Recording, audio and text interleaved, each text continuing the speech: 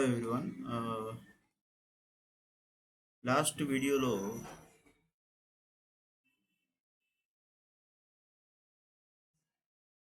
నేను మీకు AWS account ఎలా క్రియేట్ చేసుకోవాలో చెప్పాను కదండి. ఏదైనా డౌట్స్ ఉంటే ప్లీజ్ కమెంట్ చేయండి. మీకు ఏ డౌట్స్ ఉన్నా నేను క్లారిఫై చేస్తాను. ఈరోజు మనము EC2 ఇన్స్టాన్స్ యూజ్ చేసుకొని ఒక సర్వర్ని ఎలా క్రియేట్ చేసుకుంటాం అనేది మీకు ఈ క్లాస్లో నేను చెప్తాను. దానికి ముందు మీకు థియరీ పార్ట్ అనేది ఉంది. ఈ డెవోప్స్, వాట్ ఈస్ డెవోప్స్, అసలు డెవోప్స్ అంటే ఏంటి, ఈ డెవోప్స్ అసలు రియల్ టైంలో ఏ విధంగా యూజ్ అవుతుంది, ఇవన్నీ నేను మీకు నెక్స్ట్ క్లాస్లో థియరీ పార్ట్ చెప్తాను. దానికి ముందు ఒక సర్వర్ని క్రియేట్ చేసుకోవటం ఎలా అనేది మీరు చూసినప్పుడు ఇంత ఈజీనా అనే మీకు ఒక ఫీల్ వస్తుంది చూడండి. అప్పటి నుంచి మీకు 1 బై 1 ఏది నేర్చుకోవాలనే ఇంట్రెస్ట్ వస్తూ ఉంటుంది.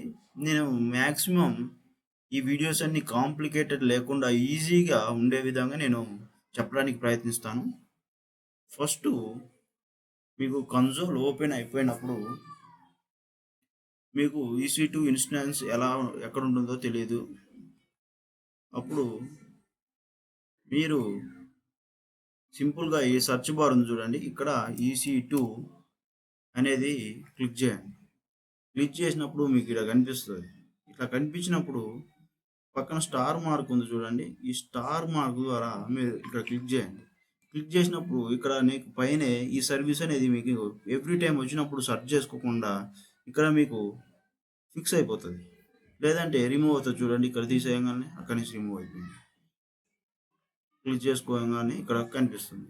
ఇప్పుడు EC2 ఇన్స్టాంట్ మీద క్లిక్ చేయండి. క్లిక్ చేసిన తర్వాత మీకు ఈ విధంగా డాష్ బోర్డ్ అనేది కనిపిస్తుంది. మీరు ఇక్కడికి వచ్చిన తర్వాత మీరు ఏ రీజియన్లో ఉన్నారు అనేది చూసుకోండి. మనము ప్రాక్టీస్ కోసం ఉంటున్నాం కాబట్టి ఏ రీజియన్లో ఉన్నా ఇబ్బంది లేదు. ఇవి కాకపోతే ఈ రీజియన్ అనేది మీకు గుర్తుపెట్టుకుని ఉండండి.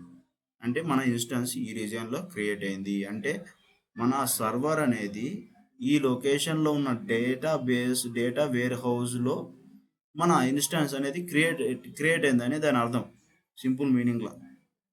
అప్పుడు లాంచ్ ఇన్స్టాన్స్ మీద క్లిక్ చేయండి. క్లిక్ చేసిన తర్వాత సింపుల్గా first name and tags name ఇచ్చుకోండి. ఈ సర్వర్కి ఏం నేమ్ ఉండాలి? నేను నా సింపుల్గా ఇది AWS డెవోప్స్ కాబట్టి డెవోప్స్ డెమో 1 అని ఇచ్చుకుంటున్నాను. దాని తర్వాత అప్లికేషన్ అండ్ OS ఇమేజెస్ అంటే సర్వర్ అనేది ఏ ఆపరేటింగ్ సిస్టమ్ మీద రన్ అవ్వాలి. లైనెక్స్ మీద అవ్వాలా, మ్యాక్ మీద అవ్వాలా, ఉబుంటూ మీద అవ్వాలా. ఉబుంటూ అనేది కూడా లైనెక్సే, కాకపోతే లైనెక్స్లో ఒక ఫ్లేవర్. విండోస్ మీద అవ్వాలా. ఇట్లా ఈ రకమైన ఆపరేటింగ్ సిస్టమ్స్ ఉన్నాయి. ఆపరేటింగ్ సిస్టమ్ అంటే తెలుసు కదా, ఇప్పుడు మన ల్యాప్టాప్ ఆన్ చేసిన మన ల్యాప్టాప్లో విండోస్ అనేది చూసారా, అదే ఆపరేటింగ్ సిస్టమ్. సర్వర్ అనేది కూడా వన్ టైప్ ఆఫ్ ఆపరేటింగ్ సిస్టమే, లేకుంటే ఇవి అప్లికేషన్స్ అన్ని రన్ అవ్వవు కదా. కాకపోతే సర్వర్ అనేది ఎక్కడో లొకేట్ అయి ఉంటుంది, దాన్ని మనం యూజ్ చేసుకుంటాం. అందరికీ అవైలబుల్గా ఉండేలాగా మనం చూసుకుంటాం మన ఆర్గనైజేషన్లో. ఇప్పుడు ఇవి డెఫినేషన్స్ ఇవన్నీ మీకు రాబోయే క్లాసులలో క్లారిటీగా చెప్తాను. ప్రజెంట్ ఈ ఒక సర్వర్ని అది క్రియేట్ చేయడం ఎంత ఈజీ అనేది మీకు ఈ క్లాస్లో చూపిస్తాను. దాని తర్వాత నేను అమెజాన్ లైనెక్స్ మీద క్లిక్ చేసుకుంటున్నాను. ఏమైనా కానీ తీసుకోవచ్చు. నేను లైనెక్స్ మనకి ఫెమిలియర్ కాబట్టి నేను లైనెక్స్ మీద క్లిక్ చేశాను. దాని తర్వాత ఫ్రీ టైర్ ఉందో లేదో చూసుకోండి. ఫ్రీ టైర్ ఉంది, ఎలిజిబుల్ టు ఫ్రీ టైర్. దాని తర్వాత T2 మైక్రో, ఇది కూడా ఫ్రీ టైర్ ఉందో లేదో చూసుకోండి. దాని తర్వాత ఒక కీ పేరు అనేది క్రియేట్ చేసుకోండి. నాకు ఆల్రెడీ అంతకుముందు ఒకటి ఉంది, మీకోసం అనేది నేను ఒక కీ పేరు అనేది క్రియేట్ చేస్తున్నాను. వీటి గురించి కూడా నేను రాబోయే కాలం వీడియోస్లో ఎక్స్ప్లెయిన్ చేస్తాను. పెమ్ అంటే ఏంది, పీపీకే అంటే ఏంది, దేన్ని ఎలా యూజ్ చేస్తారు ఏందనేది చెప్తాను. మనకి మ్యాక్సిమం పెమ్ ఫైల్సే వాడతాము. కీ పేరు వచ్చేసి డెమో 1 అని వేసుకుంటున్నాం. డెమో 1 ఇచ్చిన తర్వాత క్రియేట్ కీ పేరు, ఇది డౌన్లోడ్ అవుతుంది. ఏ లొకేషన్లో డౌన్లోడ్ అయిందో మెయిన్గా మీరు గుర్తుపెట్టుకోవాలి. ఏ లొకేషన్లో మ్యాక్సిమం డెమో 1లోనే డౌన్లోడ్స్లోనే డౌన్లోడ్ అవుతుంది.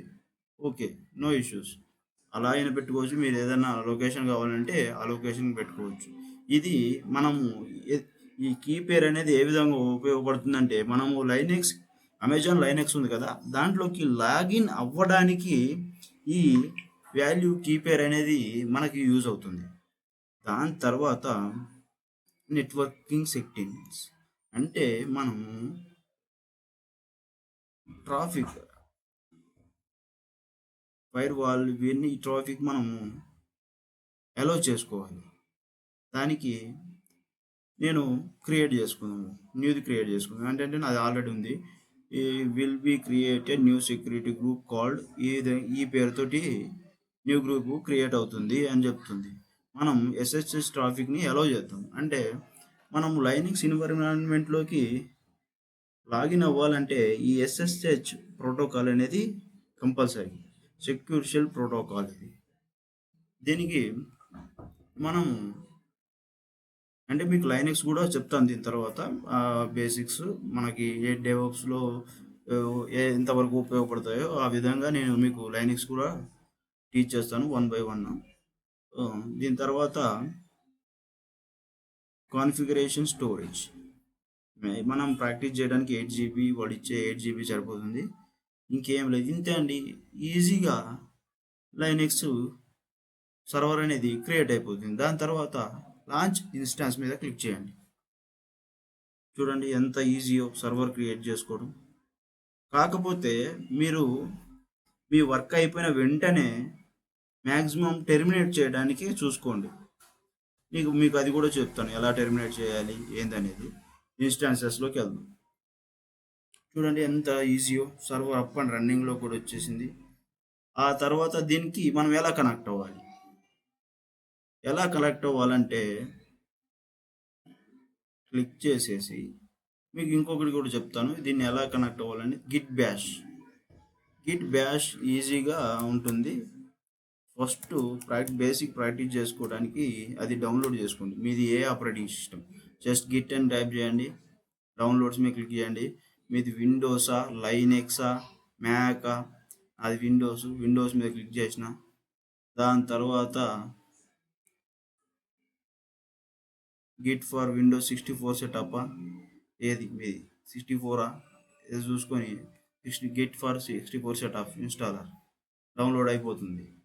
దాని తర్వాత ఇంకేం ఉండదు, నెక్స్ట్ అని ఇన్స్టాల్ చేసేయండి అంతే. నేను ఆల్రెడీ ఇన్స్టాల్ చేసేసిన కాబట్టి మీకు అది నేను చూపెట్టట్లేదు. దాని తర్వాత సింపుల్గా ఇక్కడ క్లిక్ చేసేసి కనెక్ట్ అని కొట్టండి. ఇక్కడ మీకు EC2 instance connection, session manager, SSH client, EC2 serial console అని ఉంటుంది. మనము SSH క్లయింట్ ద్వారానే కనెక్ట్ అవుతాం, ఎందుకంటే మనం SSH ప్రోటోకాల్ ఎనేబుల్ చేసుకున్నాం కదా. రియల్ టైంలో కూడా SSH ద్వారానే కనెక్ట్ అవుతాం.